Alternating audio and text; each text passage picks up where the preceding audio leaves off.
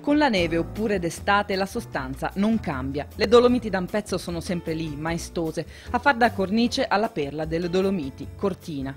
Tofane, Croda Rossa, Cristallo, Cinque Torri, queste e altre vette formano un parco regionale di 11.200 ettari, dal Passo Falzarego a quello di Montecroce.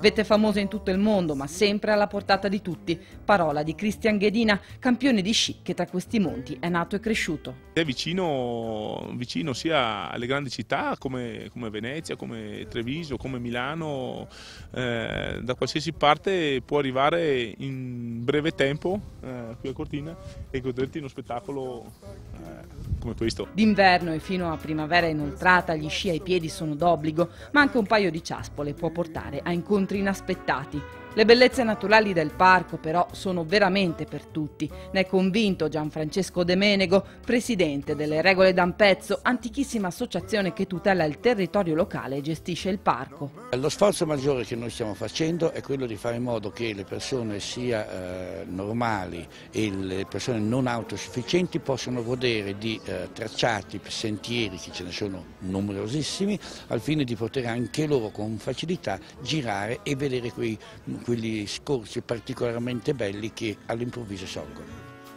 Percorsi per persone diversamente abili, ma anche per famiglie e bimbi piccoli. Accanto alle ferrate più difficili non mancano le proposte per chi non ha troppa esperienza, ma vuole comunque ammirare questi monti. Manuel Constantini, guardia del Parco delle Dolomiti d'Ampezzo, ci dà qualche consiglio. A fondovalle abbiamo delle bellissime passeggiate molto semplici, non molto ripide e adatte anche ai bambini più piccoli.